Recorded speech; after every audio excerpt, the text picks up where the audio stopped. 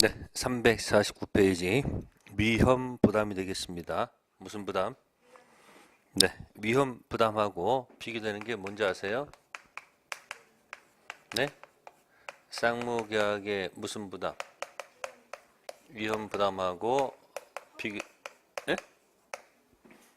이거랑 비교돼야 돼. 채무불이행에 이행불능하고 같이 묶어서 기억하셔야 돼.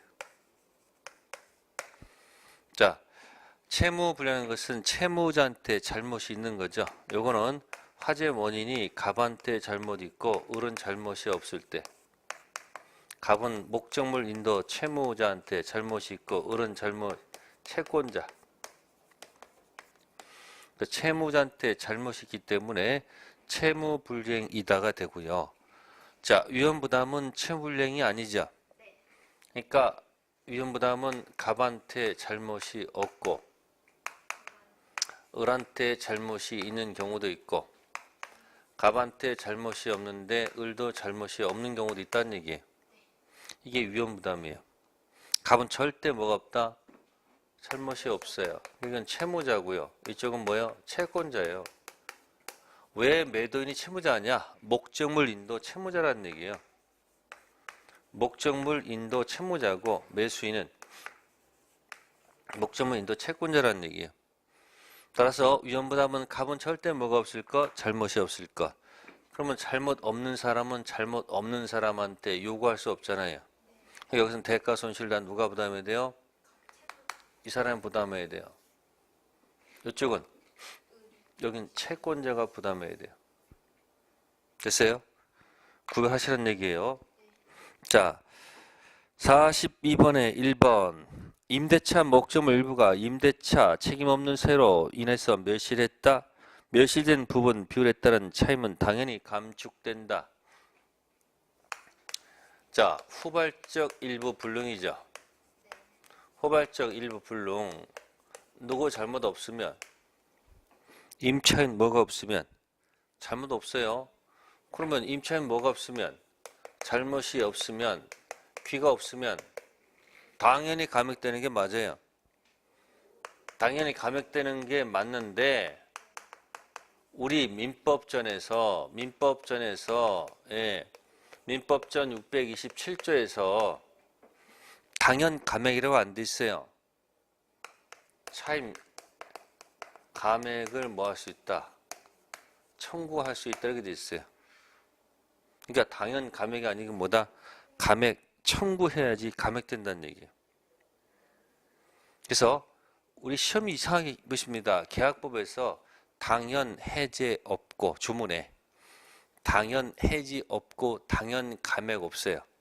전부 다 말을 해야지 해제가 되고 말을 해야지 해지가 되고 말을 해야지 감액된다. 그런 뜻. 40분의 1번은 627조 조문에서 당연 감액이 아니고 뭐다? 감액 청구할 수 있다는 거. 청구해야 된다는 거. 두 번째 2번 쌍무계 1번에서 양 당사자 기책세로 이행 불능이 됐어요. 그럼 누구도 잘못 있고요. 을도 뭐가 있으면요. 위험부담 문제 이슈가 아니죠. 위험부담은 반드시 갑한테 뭐가 없어야 돼요. 잘못 없음을 전제하기 때문에 2번 질문 틀렸다. 세 번째 거 채권자 수령 지체 중 양쪽 잘못 없는 사유로 이행할 수 없다. 그러면 갑은 뭐가 없지만 을은 잘못이 있다는 얘기죠. 갑이 무슨 자가 되고요. 채무자가 되고요. 채권자 잘못이 있는 거죠. 그럼 당연히 대가 손실 누가 부담해야 돼요? 채권자가 부담해야죠. 따라서 이행을 뭐 할 수 있다? 청구할 수 있다야지 맞죠. 틀린 지문. 네 번째 위험부담은 쌍목에서 한 채무가 원시적 후발적 위험부담은 어디서 나타나는 거 아니고요. 어디서 나타나는 거예요? 후발적 나타나는 거예요. 그게 틀린 지문이고요. 다섯 번째 질문 부동산 인도에 있어서 대금 위험 이전 시기는 원칙적으로 뭐한 때지만 등기한 때지만 등기 앞서서 목적물이 뭐가 되면 인도가 되면 인도시 위험은 뭐가 되는 거예요? 이전되는 거예요. 맞는 질문. 그러니까 부동산을 뭐 했으면요. 인도한 후는 누가 부담해야 돼요? 매수인이 다 부담해야 됩니다. 사실 위험 부담 설명드렸고요. 네. 그 다음에 다음 페이지 넘기셔가지고 43번 갈게요. 갑은 을한테 자신의 선 건물을 매각했는데 인도되기 전에 누구 잘못으로 병의 방화로 소실됐습니다. 그러면 누구도 잘못 없는 거고요. 이 얘기 아닙니까? 네, 그럼 보시면 1번 갑은 을한테 대금 청구할 수 있다. 틀렸죠? 청구 못하죠? 두 번째 갑은 을한테 대금을 뭐 할 수 없으나 청구할 수 없죠? 없죠? 그러나 누구한테? 병한테는 불법행위 손해배상 들어갈 수 있죠. 세 번째면 갑은 을한테 체불로 인한 손해배상해야 된다? 갑한테 뭐가 없기 때문에 같이 묶어 송부하시는 거라서 갑한테 잘못이 없으니까 체불이행이 뭐야? 될 리가 없죠. 네 번째는 담보 책임을 져야 된다? 담보 책임 문제는 아니죠. 담보 책임은 서로 채무를 다 뭐해서 이행한 다음에 출입 문제 있을 때 들어가는 거죠. 다섯 번째, 갑은 불법행위 손해배상 질 이유가 없습니다. 43번은 2번. 그 다음에 44번 역시 마찬가지 갑이 을한테 건물 매도하는 계약을 체결한 후 소유권 이전 및 인도 전 화재가 발생했다. 설명 틀린 것 1. 소유권 이전은 뭐하게 됐으므로 불가능하게 되었으므로 을은 더 이상 소유권 이전을 청구할 수가 없지요. 없는데 어떻게 청구합니까? 그죠? 두 번째, 양쪽 책임 없는 사이로 화재가 발생했다. 갑을한테 돈 달라 할 수 없지요. 세 번째는 을 잘못으로 화재가 발생했다. 돈 달라 할 수 있죠. 네 번째, 을의 채권자 지체 중 양쪽 책임 없는 사이로 이행할 수 없다. 어차피 갑은 을한테 채권자 지체니까 돈 달라 할 수 있죠. 다섯 번째, 위 사의 경우 채권자 지체 중이었으므로 자, 갑이 자기 채무를 마음으로써 면함으로써 얻은 이익이 있으면 그 이익을 을한테 뭐 한다? 상환할 필요가 있다죠. 그래서 정답 몇 번? 5번. 자, 다음에 넘기셔가지고요. 45번.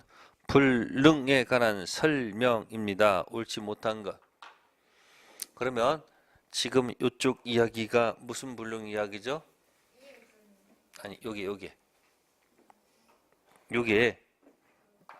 후발적 불능 얘기예요. 여기 무슨 불능? 이게 후발적 불능이죠. 그죠? 그러면 원시적 불능도 두 가지가 있다고 생각하면 되는데 무슨 불능? 아까 제가 무슨 불능일 때 원시적 불능일 때 전부 불능일 때 하고 무슨 불능? 일부 불능일 때 한번 보는 차이가 있죠. 전부 불능일 때는 아까 계약, 체결상 뭐다? 과실. 이 채무 갖고 놀고요. 이건 아까 면적 부족 담보 책임. 면적 부족 무슨 책임? 담보 책임 가지고 논다 그랬어요. 그래서 후발적 불능하고 무슨 불능하고 원시적 불능을 전체 놓고 보는 거예요. 조문 이야기예요. 기억 원시적 불능 무효로서 계약 체결상 과실 문제가 발생하며 후발적 불능은 뭐 하나? 유효하나 채무자 귀책서에 따라서 자 여기 무슨 부담? 위험 부담이나 무슨 불능? 이행 불능 문제가 발생하죠. 맞는 지문.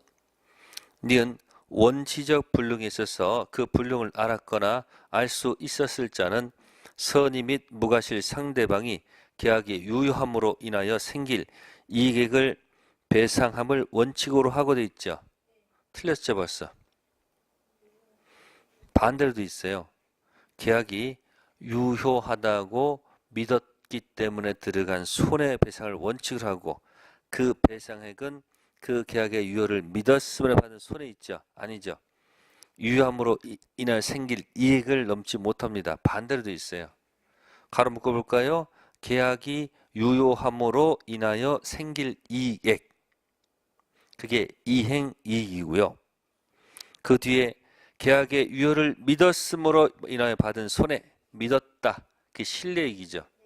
반대로 돼 있다는 얘기죠. 그래서 기억 지문은 맞지만 니은 지문은 틀렸다. 디귿 쌍무계약의 일방 채무가 양쪽 책임 없는 사유로 이행할 수 없다. 계약 자체는 유효하므로 채무자는 상대방 이행을 청구할 수 있다. 틀렸죠?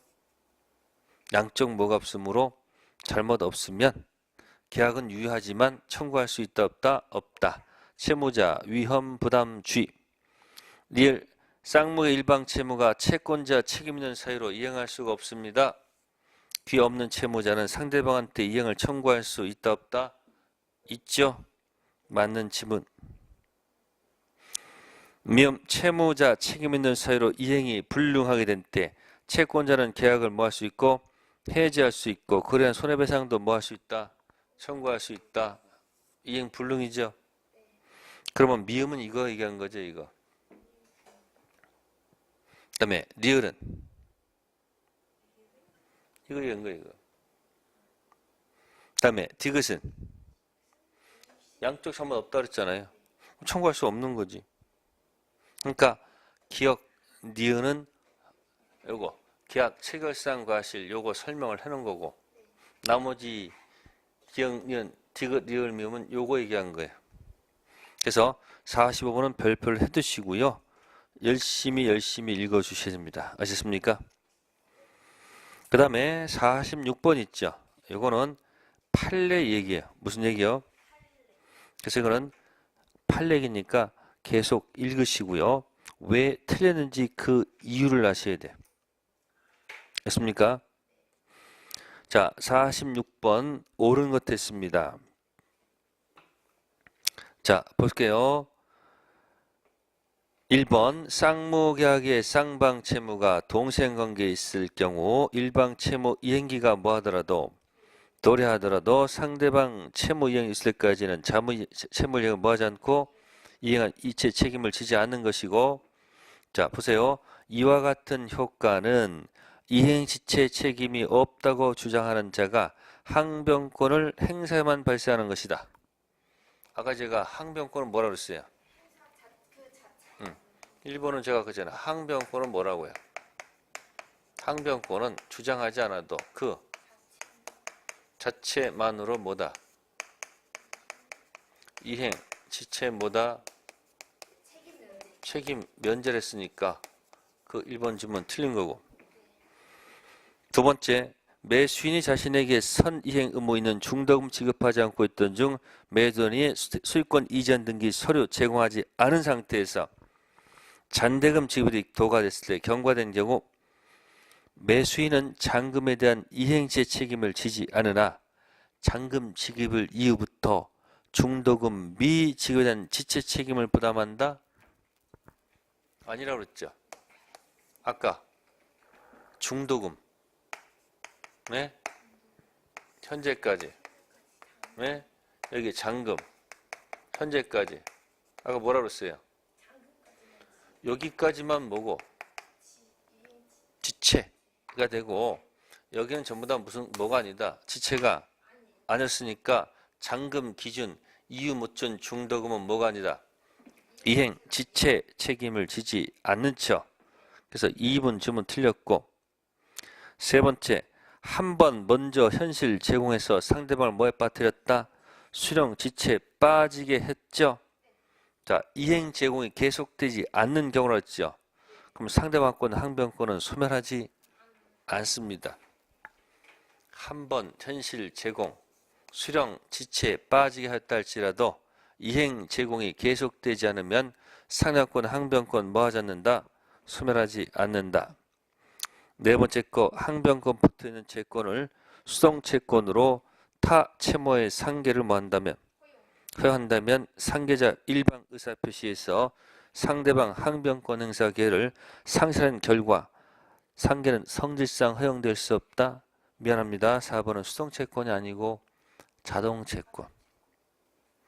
항변권 붙어 있는 채권과 항변권 없는 채권 있을 때 항변권 붙어 있는 채권하고 항변권 없는 채권을 퉁퉁 치자 하면 그 항변할 기회를 박탈하죠. 그래서 여기 수동이 아니고 뭐다? 자동채권. 그래서 4번 질문 틀린 거고요. 다섯 번째, 토지 임차인의 건물 매수청권 행사한 경우 토지 임차인의 건물 명도 및 수익권 이전 등기 의무와 토지 임대인의 건물 대금 지급 의무는 무슨 관계?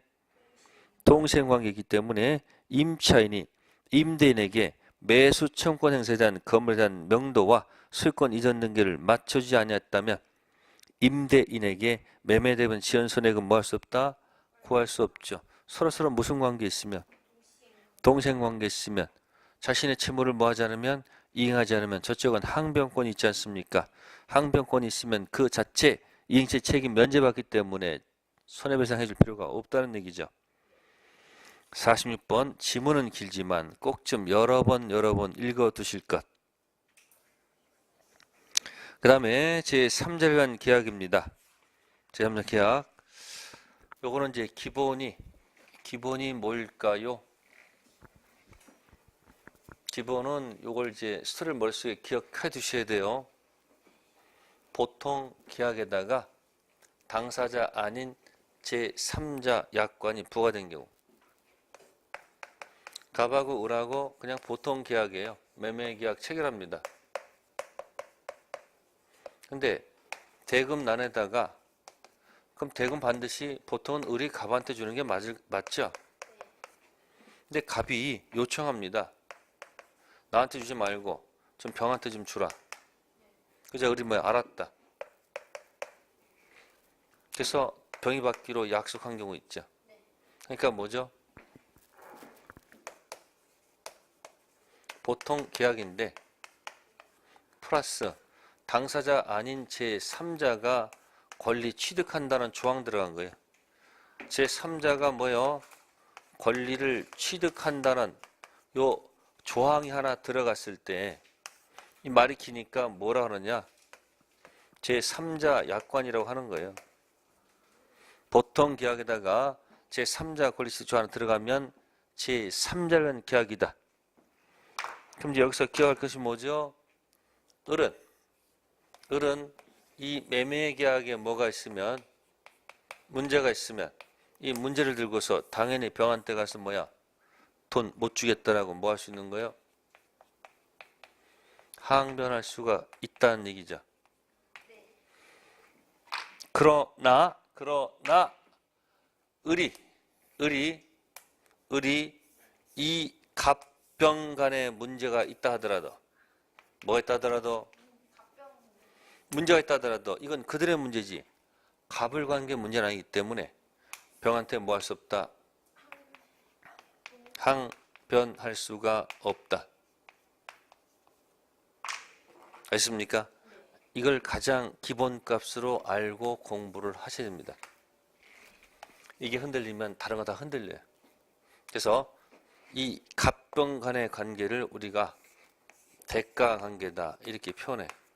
무슨 관계? 그리고 갑을 관계는 당연히 기본적 관계다. 또는 이제 보상 관계다 이렇게 표현한 것 뿐입니다. 포장한 겁니다. 자, 그러면 이제 다음 페이지 356페이지에 48번 별표. 금전 소비대차 계약에 기하여 병에게 1억 원을 지급하는 갑은 자기 소유 대지 1억 원 매수한 을과 합의해서 을이 대금을 누고 병에게 지급하기로 했죠. 네. 그러면 요 둘 관계가 소비대차죠. 네. 그러니까 계약해서 돈을 이렇게 주기로 약속했다는 얘기죠. 네. 1. 갑이 합의 내용을 누구한테 통지하면? 병한테 통지하면 자, 병은 을에 대해서 매매대금 채권을 취득한다. 아니고 을이 병한테 이 사실을 뭐 했다 해서 통제했다 해서 취득하는 게 아니고 그건 아니고 병이 누구한테 을한테 수익 의사를 표시했을 때 비로소 취득하는 거예요. 병이 이 약속대로 돈을 주세요라고 을한테 수익 의사 표시일 때 병이 권리 취득하는 것이지 을이 병한테 알렸다 해서 취득하는 거 아니다. 두 번째, 을은 갑병세 계약이 무효라는 것을 알더라도 이거죠. 이건 자기 문제 아니잖아요. 그러면 병의 지급 요구를 거절할 수가 없다는 얘기죠. 그러니까 1번은 맞고 2번은 틀린 거죠. 을은 어디 문제 가지고 갑병 문제 가지고 누구한테 네? 병한테 뭐 할 수 없다. 대항할 수가 없죠. 그죠? 무슨 관계죠 이게? 대가 관계. 2번이 정답이고요. 세 번째, 을이 병한테 대금을 뭐 하지 않으면 지급하지 않으면 병은 매매 계약을 해지할 수 있다. 을이 뭘 주지 않으면 대금 지급하지 않으면 자 해제는 누가 하는 거예요? 당사자 갑이 하는 것이지 누가 하는 게 아니다. 계약 해지권은 당사자 문제지 수익자 문제가 아니다. 틀린 지문. 네 번째, 병의 권리가 확정됐습니다. 네, 갑은 착오를 이유로 매매 취소할 수 없다. 병의 권리가 뭐가 돼도 확정돼도 그죠? 갑을 이 계약에 착오가 있으면 당연히 뭐 할 수 있어요? 당연히 뭐 할 수 있어요? 취소 가능하죠. 그래서 4번 지문도 틀렸고요. 다음 다섯 번째, 을의 병에 대한 대금 채물령을 이유로 갑이 매매 계약을 뭐 하려면 해지하려면 병 동의를 얻어야 된다. 갑이 뭐 할 때는 해지할 때는 뭐 할 필요가 없어요. 병에 동의 받을 이유가 없습니다. 동의 없이 바로 뭐 할 수 있어요? 해지할 수 있죠. 그래서 48번에 2번 기본 관계다 대가 관계다. 대가 관계입니다. 대가 관계 문제 가지고는 뭐 할 수 없다는 것, 항변할 수 없다는 것 기억하시고요. 네, 다음에 또 넘겨볼까요? 50번 문제. 갑은 을한테 자신의 아파트 매도하면서 대금을 을이 직접 갑 채권자 병에 지급하기로 약정했다. 병에 수익 의사 표시하였다. 설명으로 틀린 것. 기억. 갑과 을이 매매 대금 감액하기로 뭐 했다? 합의했습니다. 효력은 병에 미치지 않는다. 그러면 문장 자체가 뭐예요? 수익 의사 표시 했어요, 안 했어요? 그러면 수익 의사를 표시하면 병한테는 권리가 이미 뭐 한 거예요? 발생했는데 이걸 다시 또 뭐 가지고 합의해서 효력은 병에 뭐 하잖아요? 미치지 않습니다. 그럼 기억식 뭐야? 맞는 질문이죠. 미치지 않는다는 건 뭐예요? 권리 그대로 있다는 얘기예요.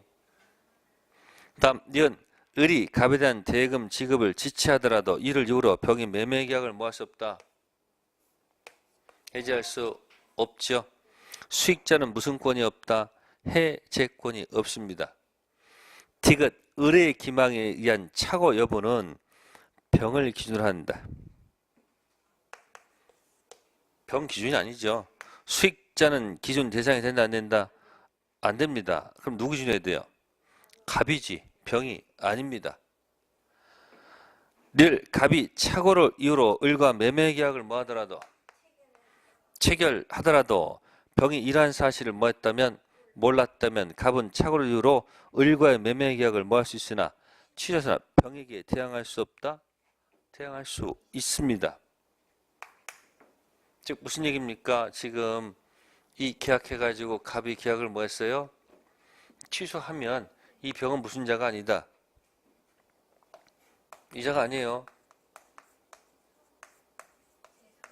아닙니다. 즉 무슨 얘기냐면 제 제3자를 위한 계약에 있어서 이 제3자는 의사표시 있죠? 의사표시 당사자 건너간 누가 있죠? 제3자 있죠? 이 제3자가 서인 3자 있죠? 여기 이 사람 포함이 안 돼요. 그 이유는 이 당사자 계약하면서 안에 있었던 자지 이 계약 후에 나타난 자가 아니에요. 그래서 제3자 계약에 있어서 제3자는 의사표시 건너간 선이 제3자에 포함된다, 포함되지 않는다, 포함되지 않는다는 사실. 그래서 50번 틀린 지문은 디귿 리얼. 자, 그래서 설명을 드린 거고요. 그 다음 페이지 52번까지만 합시다. 자, 제3자 계약의 설명으로 옳지 않은 것. 자, 1번 계약에 의하여 일방이 제3자에게 이행할 것을 뭐 했을 때? 약정했을 때 제3자는 낙약자에게 직접 그 이행을 뭐 할 수 있다? 청구할 수 있다. 맞고요. 두 번째, 제3자의 권리는 제3자가 낙약자에 대해서 계약 이익받을 의사를 표시한 때 생기죠. 따라서 표시한 다음에 당사자는 변경, 소멸시켜서는 안 되죠. 세 번째, 낙약자는 상당한 기간을 정해서 계약 이익 향수의 확답을 제3자에게 뭐 할 수 있고 최고할 수 있고, 낙약자가 그 기간 내 확답을 뭐 하지 못하면, 받지 못하면 도달주의죠. 제3자 계약 이익 받은 것을 거절한 것으로 보죠. 3번은 무엇입니까? 최고에서 침묵시키면 노죠. 네 번째, 제3자의 권리가 생긴 후 당사자, 유학자, 낙약자를 변경 또는 소멸시킬 수 있다. 논리 모순. 권리가 발생하기 전에 변경, 소멸시킬 수는 있어도 생긴 후에는 안 되겠죠. 다섯 번째, 낙약자는 유학자하고 낙약자 누구예요? 갑을이죠. 갑을 계약한 항변으로 계약 이익을 받을 누구? 제3자에게 뭐 할 수 있다? 대항할 수 있다. 맞는 질문이죠. 조심할 것은 요 약자하고 수익자 관계 가지고는 항변할 수가 없죠. 52번은 정답이 4번. 네, 그래서 제3자 계약도 틀릴 것이 없습니다. 잘 맞힐 수 있는 겁니다. 네, 오늘은 여기까지 하도록 하겠습니다. 다음 주는 법정 해제부터 시작하겠습니다. 네, 다음 주에 뵙겠습니다. 감사합니다. 예.